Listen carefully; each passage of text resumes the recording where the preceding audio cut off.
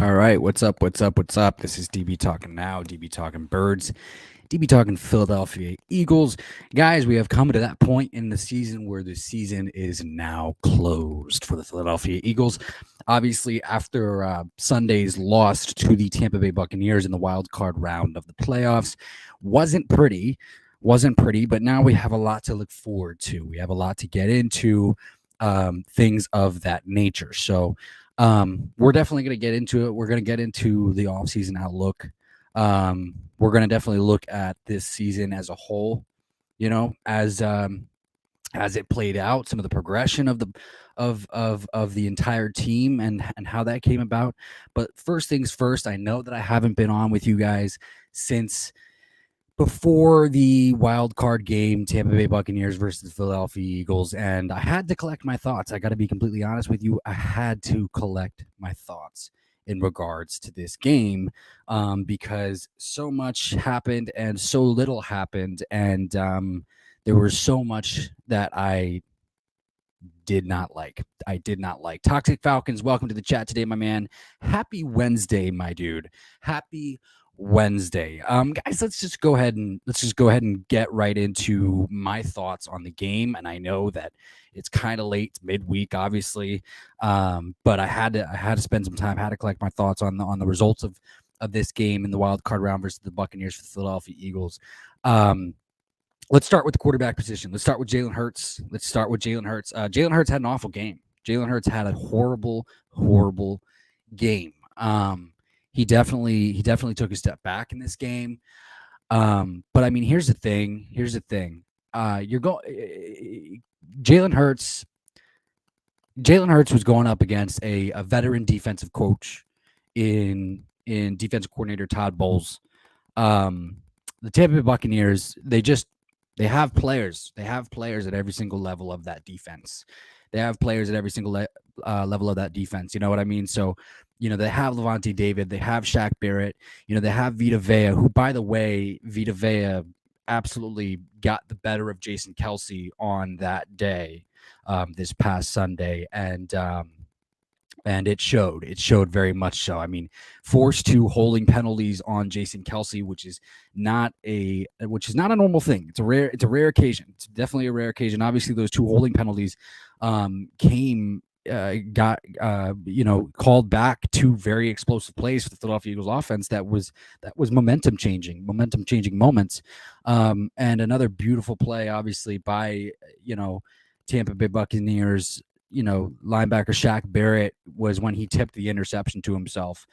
Um, Guys, Jalen Hurts was inaccurate, throwing balls behind guys, you know, locking down, singling out wide receivers, locking them down, pretty much. Everything that we kind of saw in the first half of the season, this offense kind of turned into that offense and that we saw out of the Philadelphia Eagles in the first half. The entire time I was screaming at the TV, where the fuck is Jordan Howard? Where the fuck is Jordan Howard? Um, I was tired of seeing Miles Sanders dance behind that defensive that front seven. They were stacking about 8 guys in the box, and Miles Sanders dancing behind a brick wall is not going to get you anywhere. Because what do you do when you come to a brick wall? Well, you're pretty much probably not going to get through that brick wall if you're a human being, no matter how many different types of dance moves that you want to try and make. And that's kind of what Miles Sanders was doing against that front that 8-man box. And here's the thing. That's what she said. Here, here's the thing. They should have given the ball to Jordan Howard. They should have given the ball to Jordan Howard more. And because he's the north and south, he's the north and south runner. He's the north and south runner. They needed to hit the hole. They needed to hit the holes north and south, and they just didn't do it. So, everybody's at fault for this game. It's not just about Jalen. It's not just about Nick Sirianni. Jalen Reagor needs to go fuck himself, and wide receiver Jalen Reagor needs to be cut. I don't know why he's not cut already. He needs to be cut. At that point in the game when he fumbled the punt return, you know, at that point in the game, the Eagles defense was starting to figure some stuff out in stopping Tom Brady and getting the Bucs offense off the field, you know. And then all of a sudden they get the ball back. Jalen Reagor fumbles the punt, and then they go up 24-0, and then it's 31-0 all of a sudden, and you're just like, fuck, now what? I was very upset with. I got to be honest with you. I was very upset with Jalen Hurts. I was very upset with Jalen Hurts. I was ready to say, let's go draft the quarterback. Let's go do it. Let's go draft the quarterback. But you know, those are the emotions getting the better of me after a few days of having this game kind of simmer and having the entire season kind of simmer, and the development of Jalen Hurts as a quarterback kind of come back into play. I was able to look at the quarterback position a little bit more objectively, obviously, and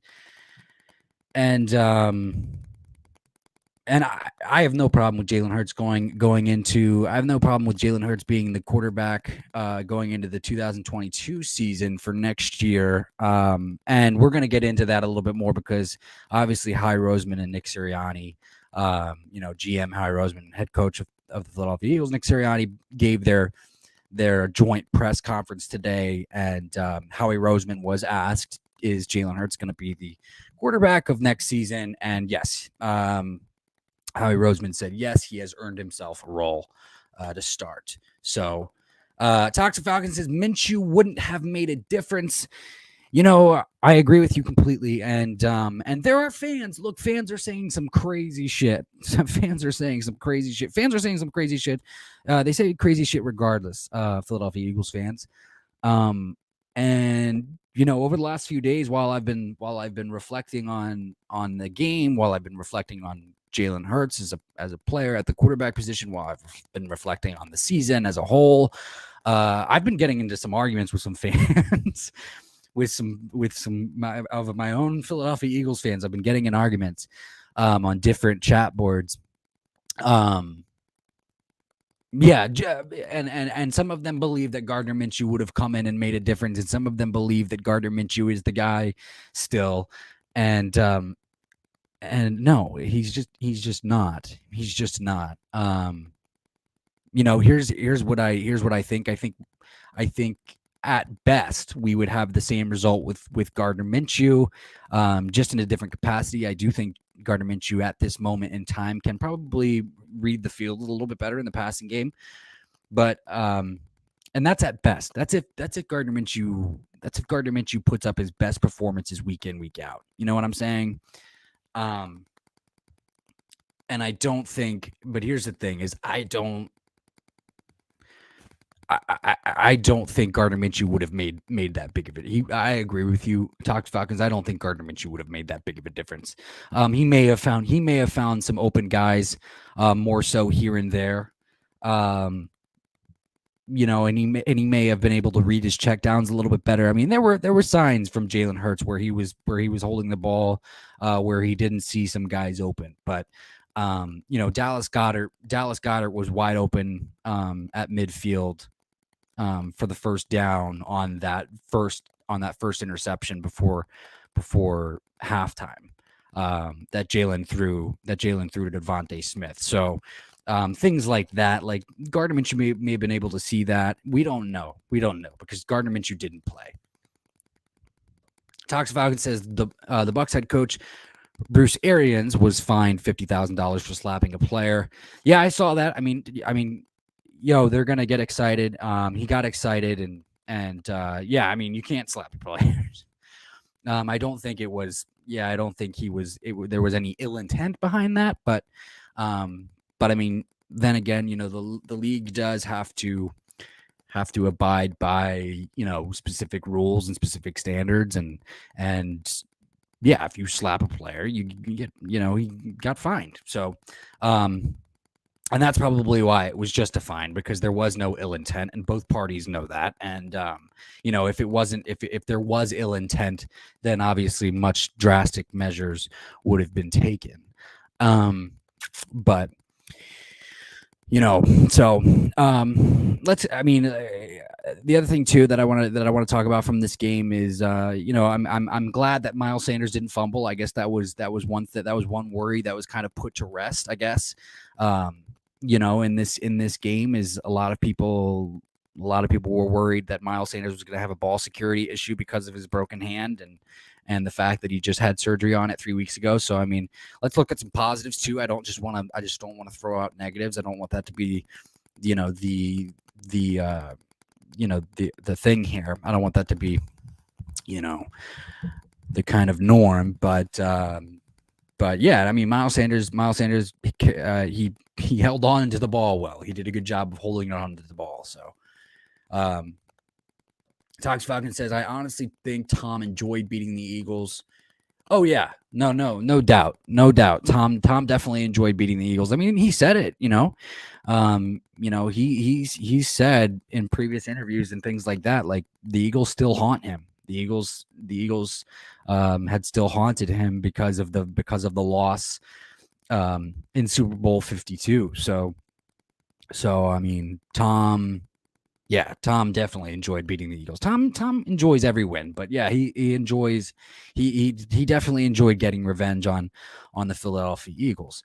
I'm sure that he would have much rather preferred it be in, like, NFC Championship or something like that, some like a bigger game, but it was a big game for him, and Tom kind of emphasized that to the players and all throughout the week in the interview leading up to the game, to the game. So, but let's also address the other wild card games that happened this week. Obviously, the Kansas City Chiefs came out and destroyed the Steelers. The Bills came out and absolutely destroyed the New England Patriots, and the Cincinnati Bengals beat the Raiders. So congrats on Joe Burrow and Zach Taylor for moving forward in the playoffs. I really like the fact I'm a big fan of Joe Burrow, so I think that I like the fact that he's doing well.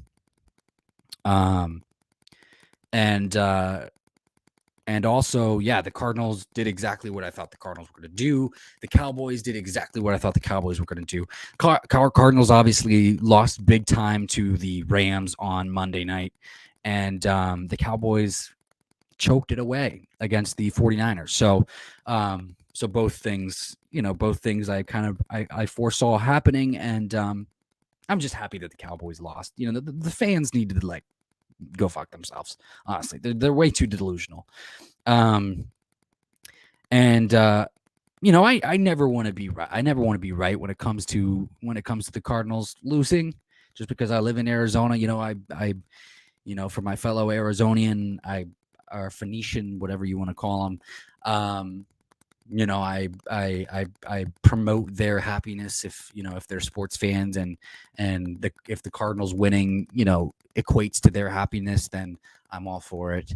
But unfortunately, with the losing streak in December, I just foresaw the Cardinals not going very far in the playoffs, and lo and behold, I was right about that.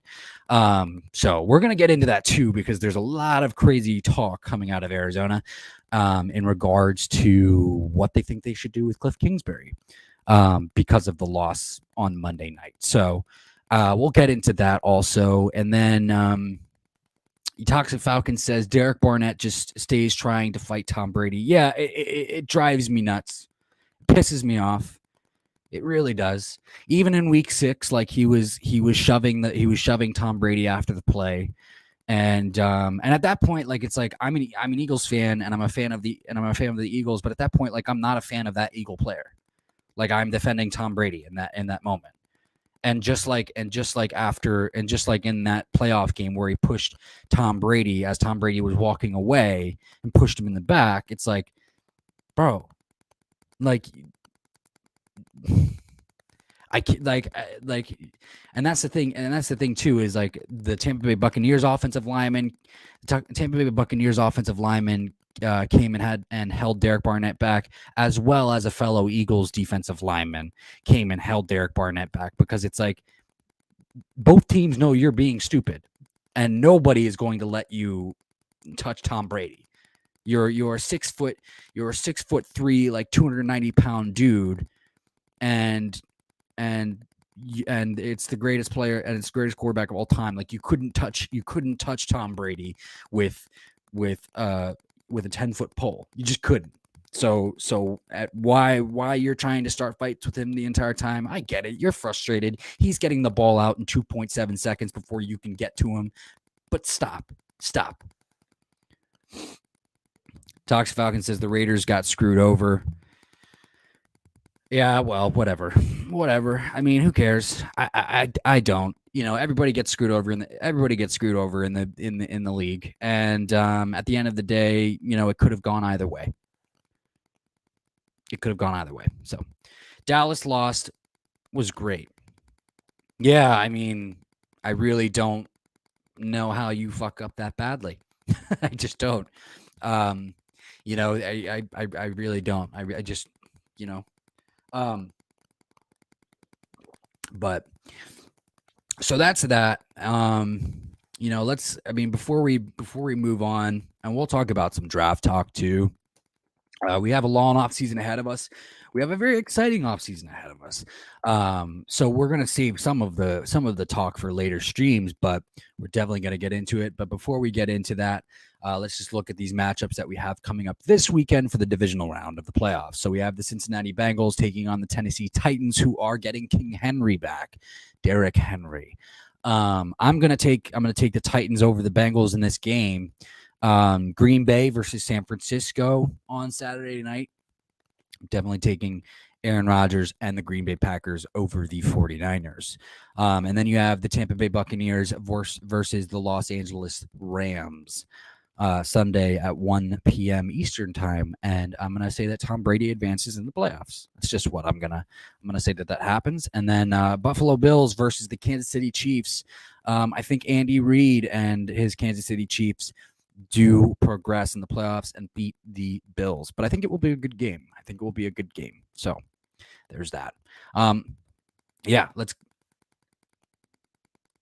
go ahead and get into some draft talk. But first, let's go ahead and get into some questions or comments. Tox Falcon says, did you see Dallas fans storming the stadium? I didn't see them storming the stadium. I did see them throwing trash at the players, though. That I did see. But I got to be pretty honest with you. I was actually impressed. With the Dallas fans. I was impressed with the Dallas fans being, justifiably passionately upset.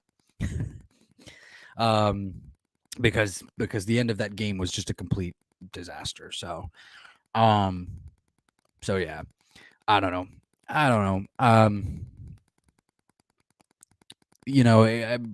Dallas fans storming the stadium. Yeah, here's the thing. I mean, what did we talk about? What did we talk about all season long? Mike McCarthy is not the coach that's going to get you to the Super Bowl. He's just not. Let alone we don't even know if Dak can get them to the Super Bowl. We just don't.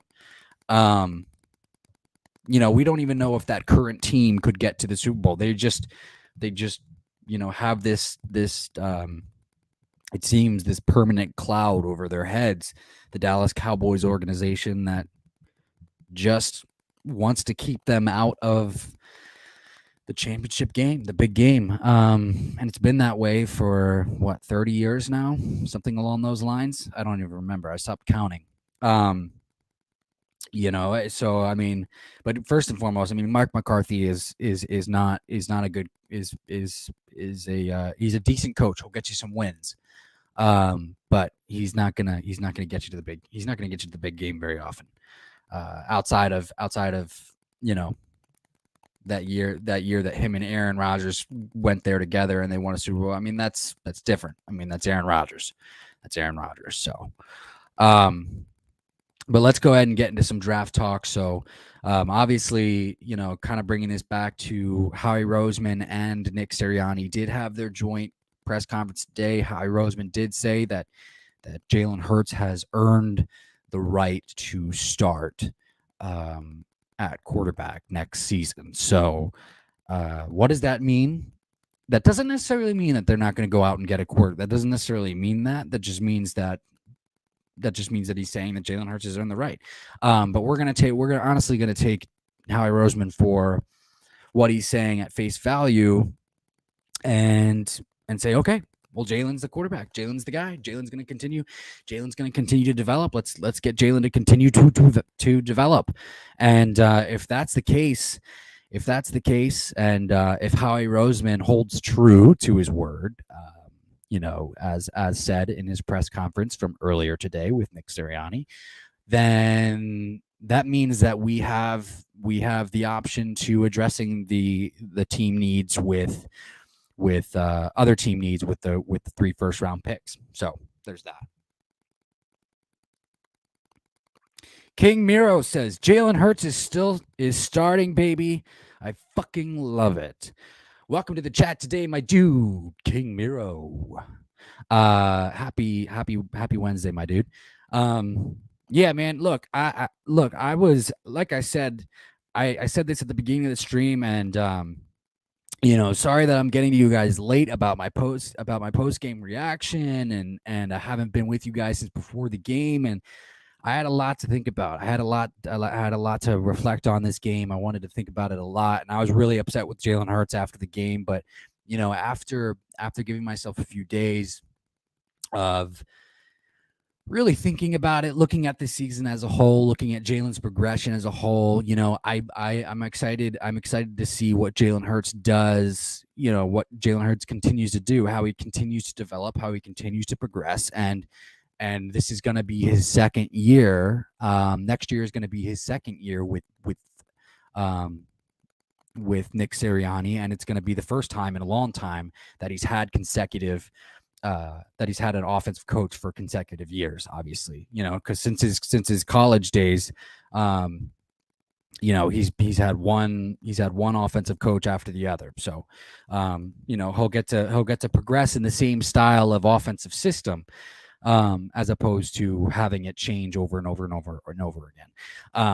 So yeah, I'm excited. I'm excited that Jalen Hurts is going to be the guy, that they're going to roll with Jalen. And I think that's fair. I think what that shows, honestly, from the Eagles front office, is patience. Honestly. You gotta with a second round quarterback, you've got to be patient.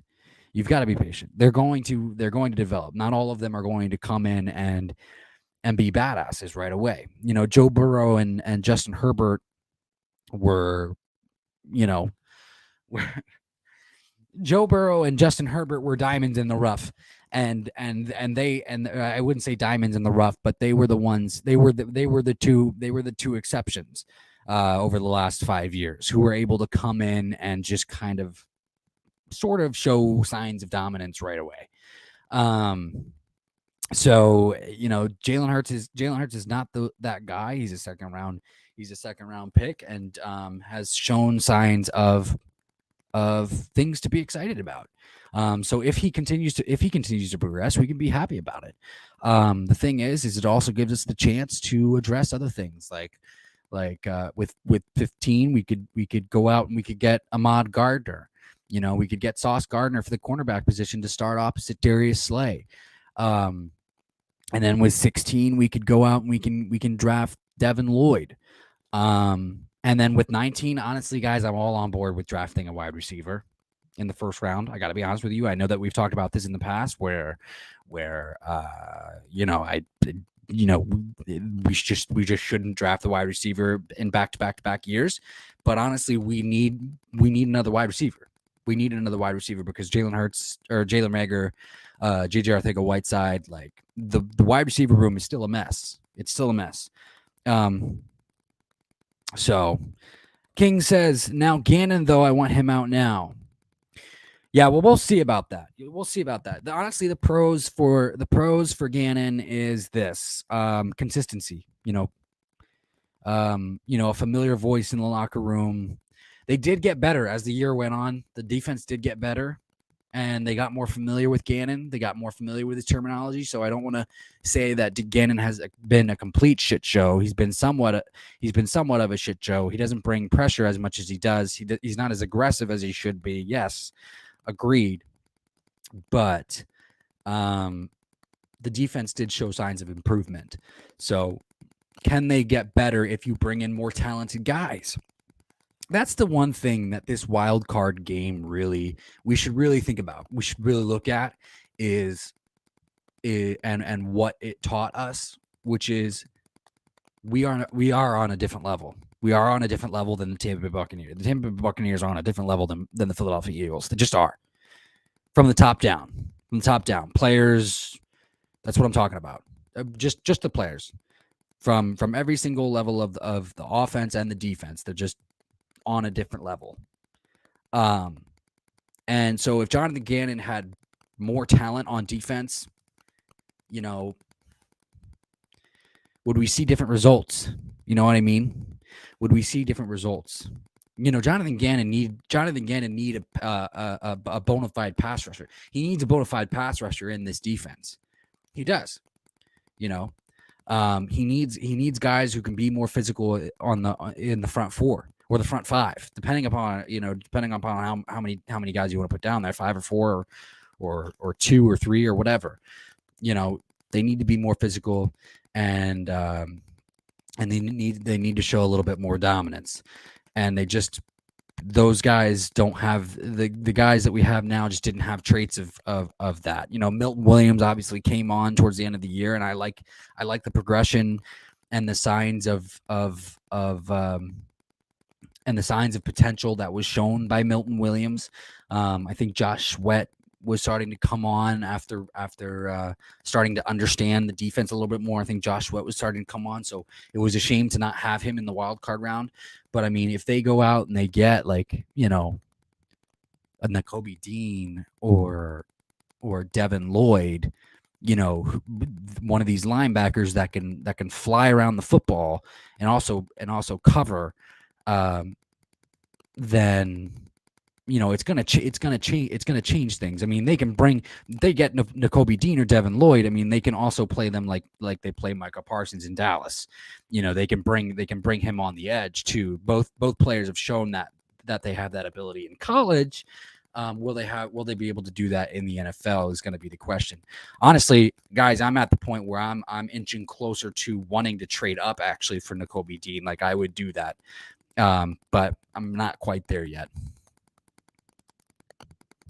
King says, now I do want Jordan Davis from Georgia. Yeah, so I've been a little bit back and forth with Jordan Davis, just because of his size. His size and he's kind of immovable. Is basically what they've been talking about. Is like that's all that he's gonna command double teams, but that's about it. He's not gonna get to the passer all that much, just because he hasn't had that many pressures. But he is a guy that if you put him in the middle, he is going to command double teams. But yeah, he's 6'7". He's 336 pounds. He's a big dude. He's a really, really big dude. I wouldn't mind them drafting Jordan Davis. I just would rather prefer DeAndre Wyatt, or I would rather prefer the other DT out of Georgia. I think it's DeAndre Wyatt. DeAndre Wyatt is his name. I think he's a much better pass rushing DT. And he looks to me a lot more like Fletcher Cox. Honestly, DeAndre Wyatt out of Georgia looks a lot more like Fletcher Cox, to be completely honest with you. So, but that's neither here nor there. Me personally, I think that they should go. One, I think if Nakobe Dean is there at 15, I think you got to go with Nakobe Dean. I think you just got to do it. I think you just got to draft Nakobe Dean. Nakobe Dean is going to be elite. I just feel it in my bones. The thing is I think Howie Roseman's going to scare us, and he's not going to take Nakobe Dean with 15, and he'll take Nakobe Dean with 16. But the longer that the Philadelphia Eagles wait for Howie Roseman to draft a linebacker in the first round, the suspense is just going to drive us through the roofs. The other thing too is like I was talking about before, I'm not opposed to them drafting a wide receiver in the first round. Again, I'm just not opposed to it. I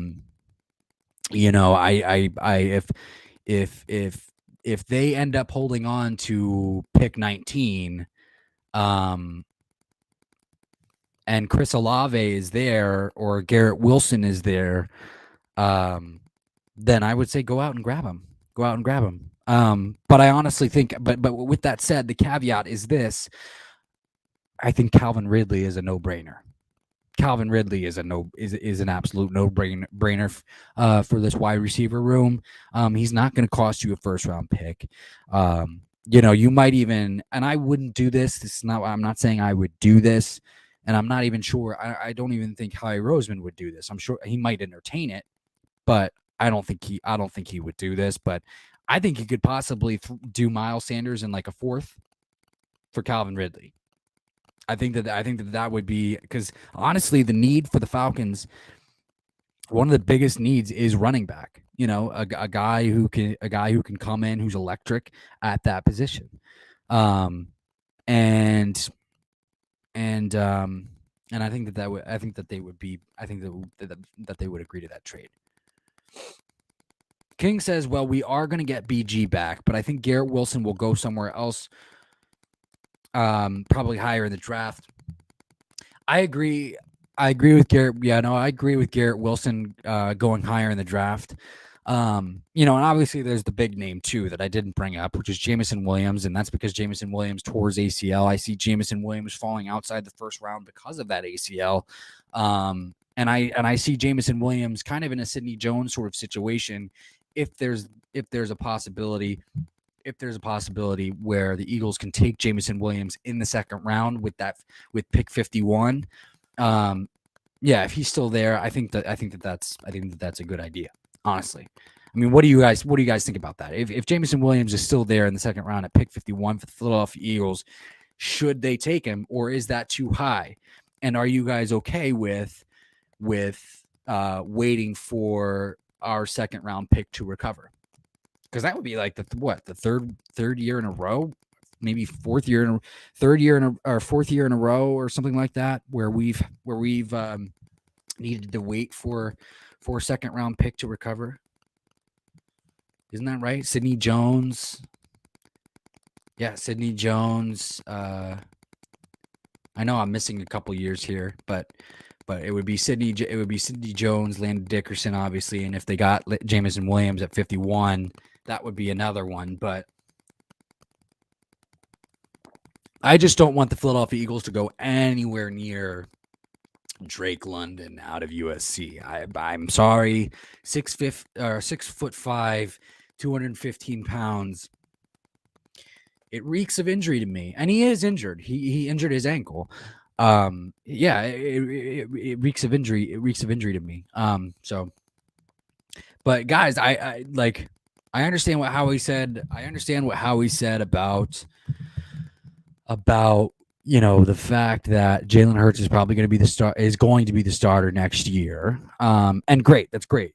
But I do want to bring the conversation up in the stream is, what if one of these quarterbacks fall to 51, like Kenny Pickett or Matt Corral or Desmond Ridder? What are your thoughts on what you think Howie would do? I mean, if Kenny Pickett, and I don't think he's going to, I think the Giants might take a quarterback just because they're stupid. With one of those inside the 10 picks, or even Washington. I think Washington might. I think Kenny Pickett going to Washington sounds about right. I think Kenny Pickett going to Washington, that just feels right. Just feels right, honestly. Kenny Pickett going to Washington. And look, if Washington gets Kenny Pickett, that's great. But I'm just saying, I want to know what you guys think. What you guys think if Howie Roseman would do if one of those quarterbacks fell to 51 in the second round for the Philadelphia Eagles. Just saying. But other thing I want to talk about too, obviously we talked about Sauce Gardner at pick 15. We've talked about that. I think Sauce Gardner is phenomenal. I think if we have a chance to take Sauce Gardner, we should grab him. Those are the two players I would honestly trade up for. I wouldn't mind the Philadelphia Eagles trading up to 9 with the Denver Broncos. Or 10 with the Jet. Like I think 10 sounds better. Let's just say 10. I wouldn't mind the Philadelphia Eagles trading up to 10 with the Jets to take either Nakobe Dean or Sauce Gardner. I just wouldn't. I wouldn't mind it at all. Or if George Karlaftis is still on the board, go out and grab him. Go out and he's at 10 and he falls to 10. I think the Eagles should trade. Up. As long as they don't have to give up too much. King says, well, we already brought that up. Yeah, we are going to get BG back. And I love Brandon Graham, and I'm excited for that. Obviously, I'm very happy. You know, we miss his leadership, like 100%. And he's a great guy to have on the team. I think he's going to retire an Eagle, so I don't think we have to worry about cutting Brandon Graham, releasing, trading Brandon Graham, anything like that. I think Brandon Graham is going to retire an Eagle. So there's nothing in as far as losing Brandon Graham per se. I don't think that that's a thing. I don't think we're gonna have to deal with that. But then again, I've been wrong in the past. I thought Brian Dawkins was going to retire an Eagle. My favorite player of all time, I thought was going to retire an Eagle, and they let him walk to the Denver Broncos.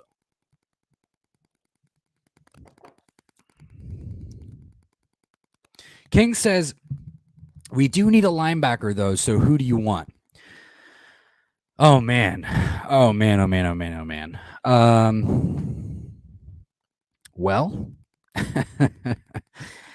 I've done a lot of mock draft simulations. There's a few guys that I would like.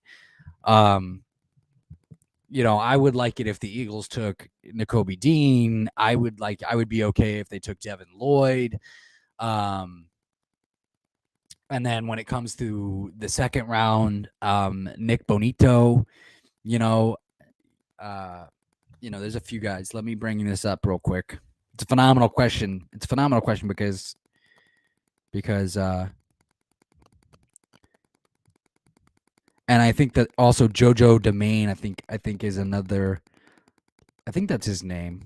Am I right on that? Yeah, JoJo Damon.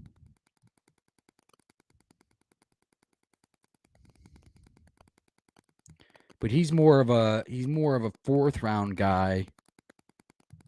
Maybe.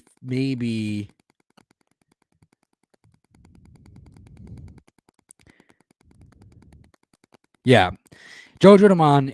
Yeah, he's a linebacker out of Nebraska. He's kind of a Swiss Army knife.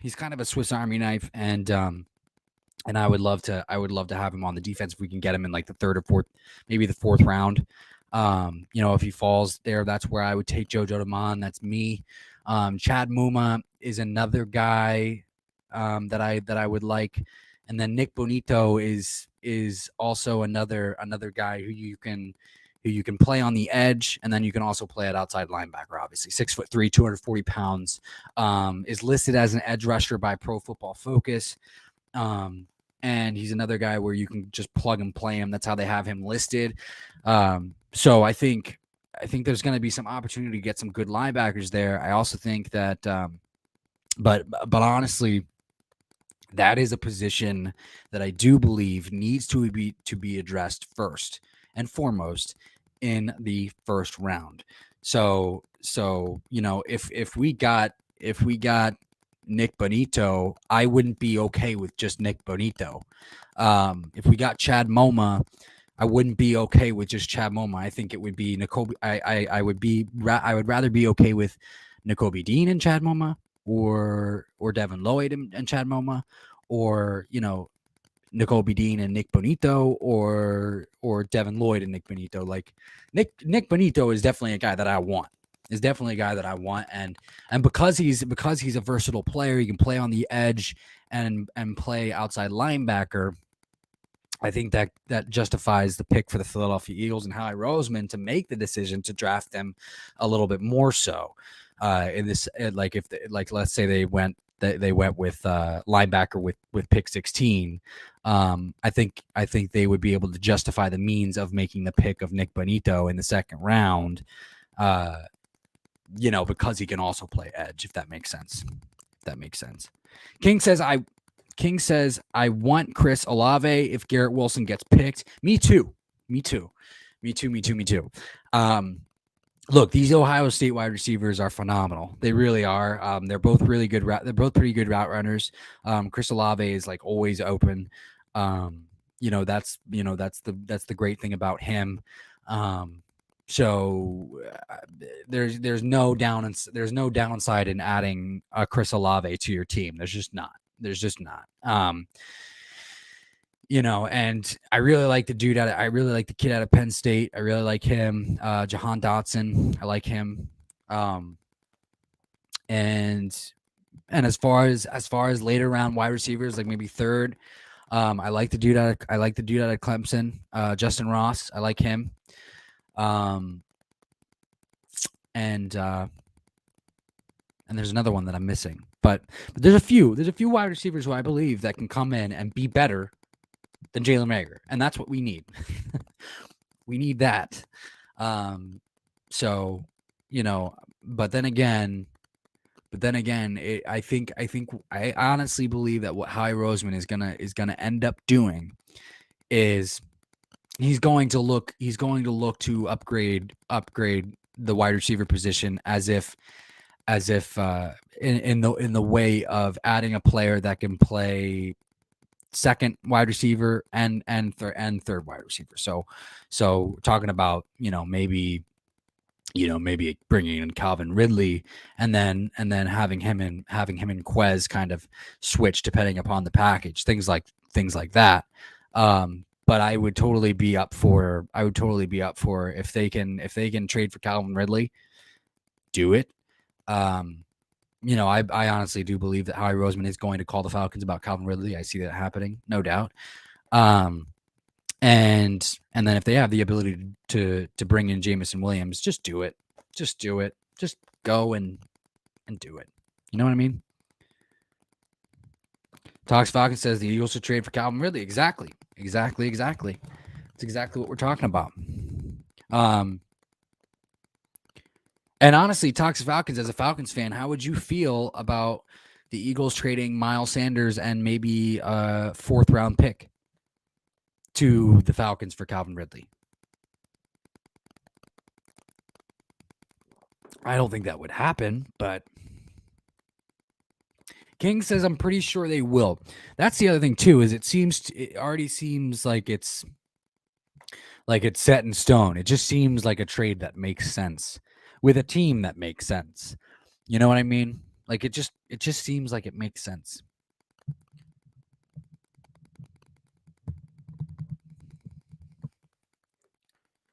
But I would love to get Toxic Falcons opinions on that potential trade with between the Falcons and the Eagles, if it included Miles Sanders. So,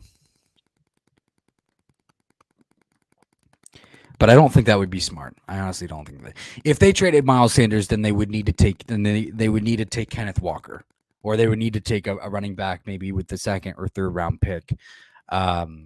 And there's a few good ones. There's a dude out of Oklahoma State. There's also Isaiah Spiller out of Texas A&M. There's Kenneth Walker out of Michigan State. So there's going to be some running backs that they can draft. You know what I mean? So I mean, if they trade Miles Sanders for Calvin Ridley, I mean, by all means, I wouldn't. I would miss Miles Sanders. But I believe that the return would be worth it from Calvin Ridley.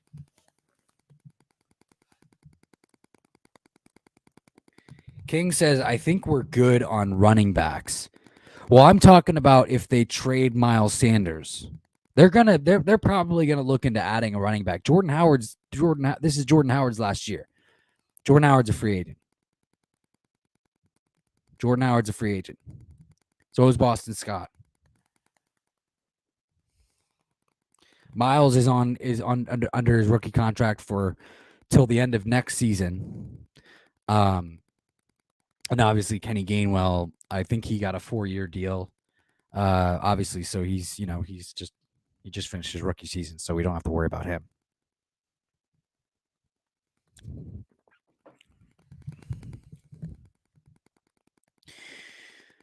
You know what I mean? So, but guys, there's multiple ways that we can go. So I guess that the one thing that this is how one of those first round picks need to be a cornerback. I'll say that one of those first round picks need to be a cornerback, and I'll probably say more so than linebacker. And I know that's not going to be a popular thing to say, but there are linebackers that you could get in the second round.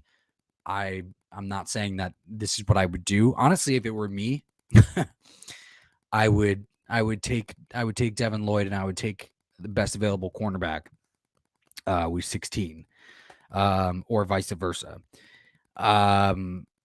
And, there's going to be guys like Ahmad Gardner. There's going to be guys like Trent McDuffie. There's going to be guys like Amon Booth from Clemson, Kaiir Elam from Florida.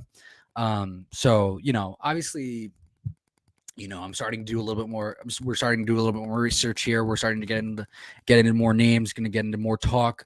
Guys, throughout the offseason, this season, I am going to do something different. I'm going to make sure that I put out a complete draft guide. So we're definitely going to be getting into the high-end talks about the draft as we get closer to it, about free agency as we get closer to it. Probably going to have Patrick J back on, during the offseason to talk about all that shit. So it's going to be great. Going to be excited. It's going to be phenomenal. King says, I think we will bring Jordan Howard back. To be honest, I think so too. I think Jordan Howard likes playing here. Honestly, he's not a guy that does a lot of press conferences or anything like that, but I think that he likes playing here. I think that his role is, I think he fits the scheme well, and I think he has a role here that he can fulfill at a high level. And I think that he enjoyed playing for Nick Sirianni, which is a huge thing. Just speaking of Nick Sirianni as a whole, and as we look back at the entire season, Nick Sirianni has come a long way. Has developed nicely as a first-year head coach. Obviously, getting us into the playoffs his first year, and so on and so forth, and has developed a nice niche for the players that he can use. So Jordan Howard is definitely one of those players. So I agree with you. I think that it would be best. It would be in their best interest to bring him back. Talks Falcons says Patrick J is back. Yeah, Patrick J is going to be. Yeah, Patrick J is going to be. We're probably going to do some. We're probably going to do some off-season stuff for sure. I just have to get him on. Our schedules haven't matched up for a while, so that's the thing.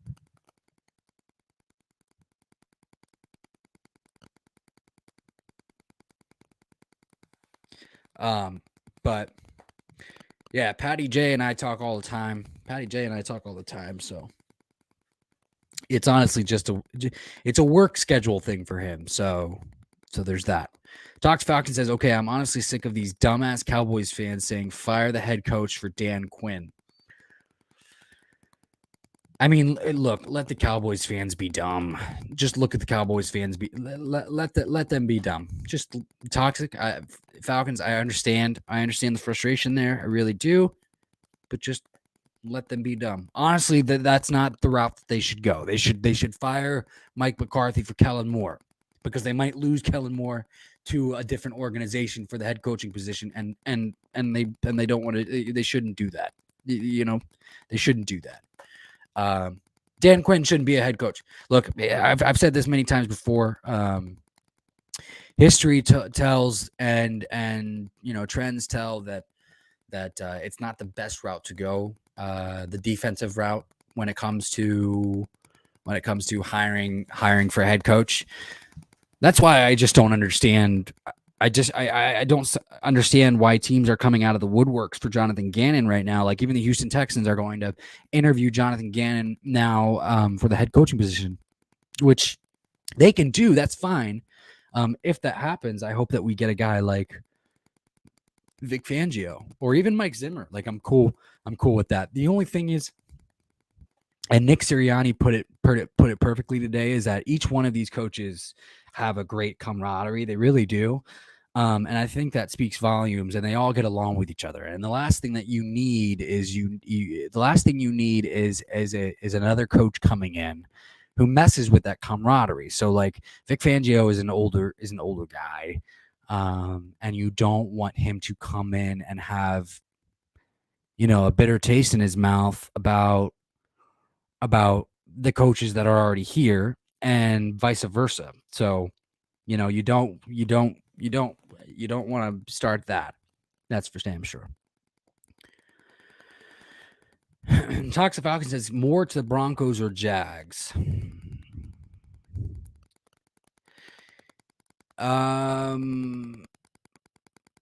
Yeah, that's a phenomenal point. Here's the thing. I think Kellen Moore should go to the Jacksonville Jaguars. And I think that he would make that decision because they know who their quarterback is going to be. It's going to be Trevor Lawrence, obviously. And so they got to get him back on track, or they got to get him on track. And then the Broncos are still searching for a guy. They really are. I mean, Teddy Bridgewater is a bridge quarterback, for them. That's what I believe. So King says, oh yeah, fuck them delusional Cowgirls fans. No Super Bowl 27 years now. Yeah.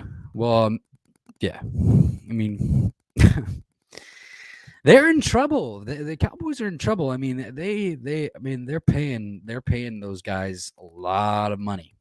And I mean, comparatively, the Philadelphia Eagles are in a really great spot. We're probably going to be able to catch up to the Cowboys talent-wise because of the fact that we have the 3 first-round picks and the cap space and all of the above. So, as opposed to them paying Dak $45 million. Zeke is getting like 20, or no, Amari Cooper is getting 20 this year or something like that. Zeke is getting like 17. So it's a lot of money. It's a lot of money. That's almost half of the NFL cap, the team spending cap. So it's a lot. But yeah, I mean, look, there's a few different scenarios. Just jumping back to the draft real quick is there's a few scenarios that I would like to see. Cornerback, linebacker, wide receiver. Cornerback, linebacker trade. Cornerback, vice versa. Linebacker, defensive line trade. Or linebacker, defensive line, wide receiver. Like there's a few. Talks Falcon says, I see the same thing happening to the Chiefs soon. Well, they gave him Patrick Mahomes got like a $500 million deal, didn't he? It was like 500. And so they're going through that right. They're kind of going through that right now. So they have to be on top of it with their draft picks.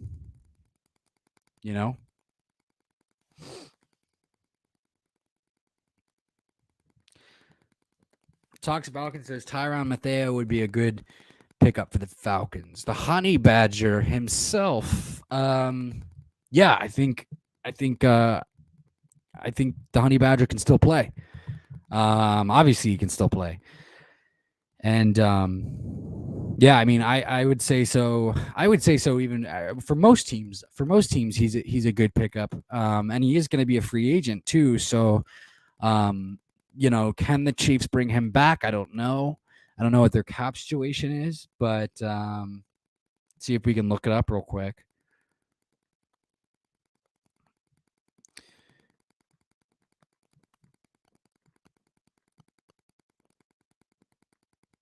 Maybe I'll bring that up in a stream at another time. But we'll go into the cap situations. Most likely, we'll go into depth on a different stream with the cap situations. Let's see.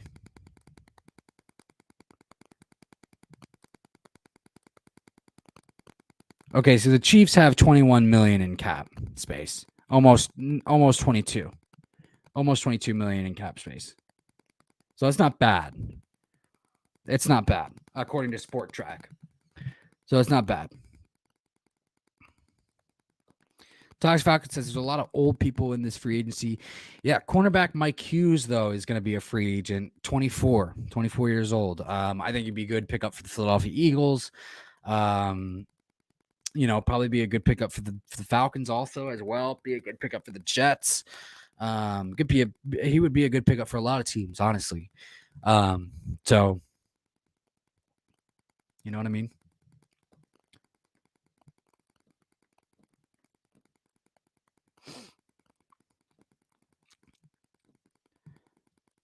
But yeah, I mean, if you go and you look at the free agents, I mean, there's some names out there. Obviously, there's, at the wide receiver position, like there's Mike Williams, there's Cedric Wilson, there's Allen Robinson, there's Devontae Adams, even though they're probably going to tag Devontae Adams, things of that nature and guys like that.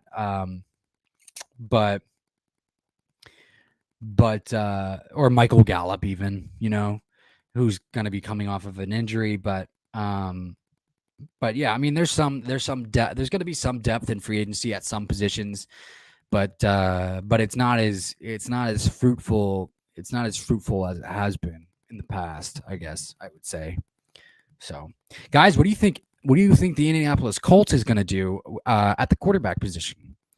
It's pretty interesting, I think, because it didn't seem very endorsing, from Frank Reich or the owner or the GM in terms of Carson Wentz.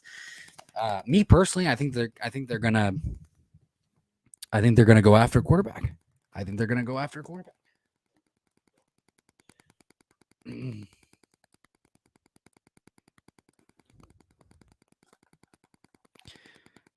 Toxic Falcon said, so this randomly popped up that Jalen Reagor is the worst Eagles pick ever. It's. I wouldn't quite say that. I wouldn't quite say that he's the worst pick ever. You know what I mean?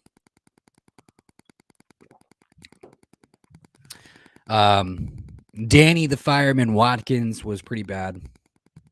Probably worse than Jalen Reagor. Marcus Smith was pretty bad.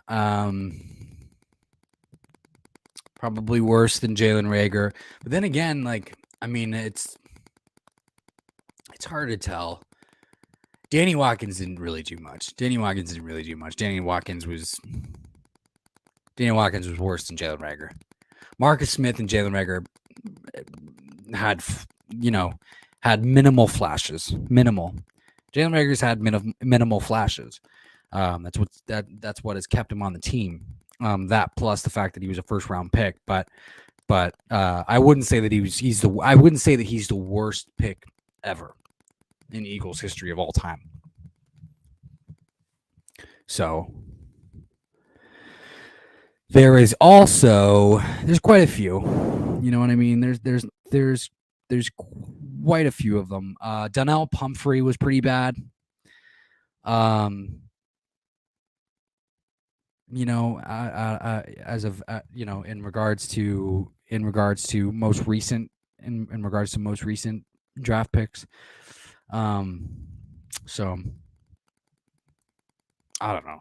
The potential's there. I mean, I don't even know if the potential's there. Everybody keeps saying the potential's there. The potential's there for Jalen Reagor. I get it. I understand, because of what he did in college and because of his build, because of his measurables, and you would think that like, oh yeah, he's going to be another Deebo Samuel. He's going to be type of that type of player. It's like, but Deebo Samuel played at higher competition in college. You know what I mean?